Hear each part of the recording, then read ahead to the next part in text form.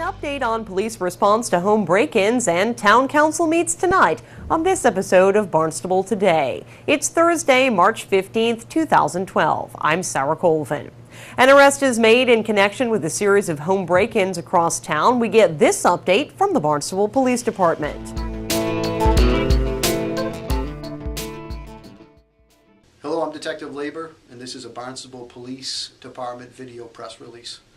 Over the past 3 months, dating from December 2011 until now, we've had roughly 25 individual incidents of daytime breaks throughout the town. These breaks have occurred mainly in our outer sectors, Marston's Mills, Centerville, and West Barnstable. Over the past week, we've been conducting surveillance on a 26-year-old identified as Michael Duffy of Hyannis. Duffy was identified by one of the homeowners in one of these breaks in Marston's Mills. Duffy was taken into custody on Monday on drug and motor vehicle charges. He's also charged with 4 counts of breaking and entering during the day and 2 counts of attempting to break during the day, along with several other charges. Although this is an ongoing investigation, we have positively identified a number of homes, specifically 7. 2 homes are in Centerville, 4 homes are in Marston's Mills, and 1 home is in West Barnstable that were all part of Mr. Duffy's crime spree. We'll be sure to keep you updated on this and other police action here on Barnstable Today. Town Council meets tonight, and a hefty agenda is in store for councilors. We spoke with Town Council President Fred Chirigotis on this morning's Barnstable This Morning. Good morning, everyone, and welcome back to Barnstable This Morning. I'm Sarah Colvin, and now joining me on the phone, I welcome our Town Council President Fred Chirigotis. Good morning, Fred. Good morning, Sarah. How are you? I'm doing great, thank you. How are you? Oh, very good. Nice spring morning. It is a lovely spring morning. So, Fred, a pretty hefty agenda ahead for town councilors this evening. When you look down the agenda, what strikes out at you as some of the important things that are going to be discussed this evening?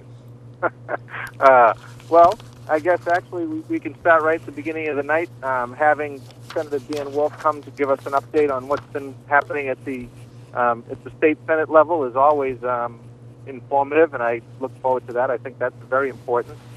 We've got an update on the cable licensing fees in a workshop, which explains what the fees are and how they're used and what they can be used for. And we'll be having that workshop. That's also a very interesting and informative part of the evening, and that's just to get started. Let's see. Well, and following that cable licensing fees workshop, not only are you going to talk about how those funds are used, the Comprehensive Financial Advisory Committee is also going to present the results of their kind of look into the future of solid waste disposal here in town and what kind of numbers they've crunched in terms of the options that we may have ahead of us.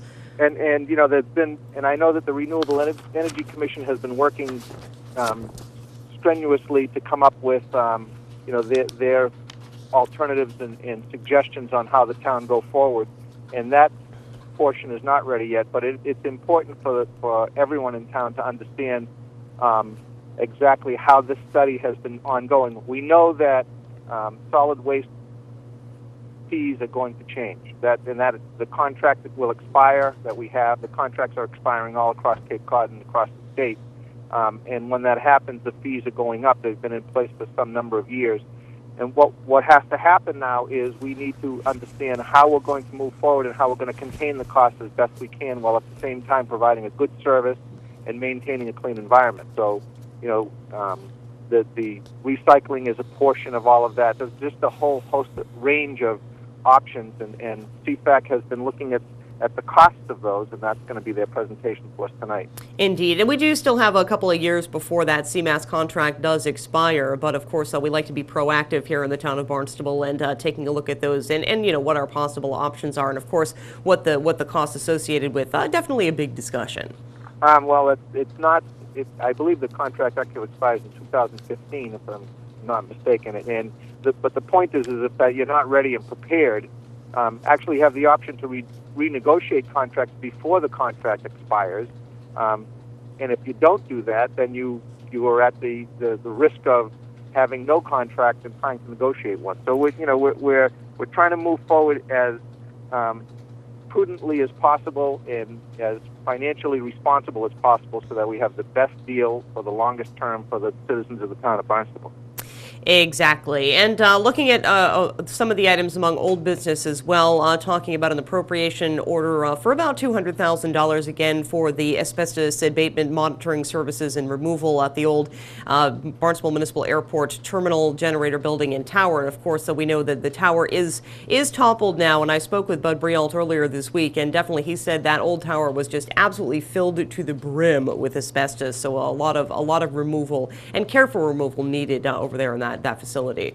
Well, asbestos is a hazardous material, so you need people who are qualified and certified in the removal of that type of a product.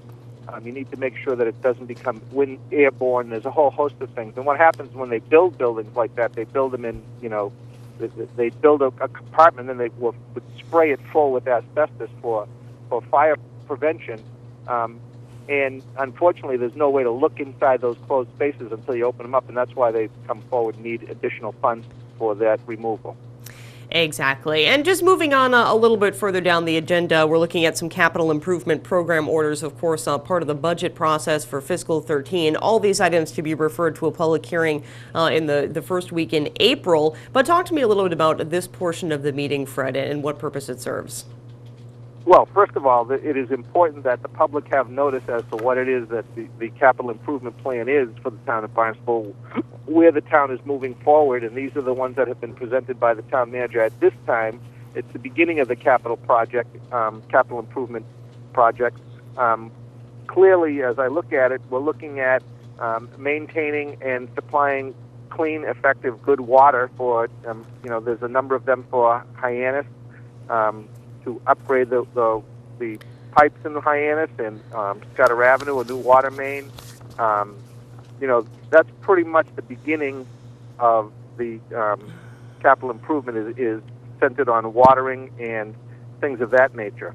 Right, and of course, as we know, Fred, the Hyannis water system, we're looking at a 100-year-old system, so definitely some improvements needed. And I know, many people who live in Hyannis and who are served by the Hyannis water system, you want to make sure that they have that fresh, clean water. There are a whole host of issues with regard to the way that company was run in the past and the way the company was installed. There are many homes in Hyannis that were down to like 2-inch water pipes. Individual water pipes on a streetway. Every house had its own water pipe coming from the main road, and unfortunately that's not an effective way to do it. So hopefully as roads get repaired, water mains will be repaired, and it upgrades the system with new pipes, and it provides a better service and cleaner water for the people who use it. Exactly. So, essentially, we're looking at several capital improvement appropriation requests. I'm going to kind of take an initial look at that, and again, refer to a public hearing later on in April. Oh, absolutely. And there are a number of councilors who actually are in the Hyannis Water District. They're very concerned about those issues, and I'm sure that they'll be interested and ask some interesting questions about that. Indeed. Well, Fred, I know a busy night ahead for you, and thank you so much for joining us this morning. It's always a pleasure to speak with you. Oh, absolutely, and I look forward to talking to you again soon. Great. Thank you so much, Fred. Have a great day.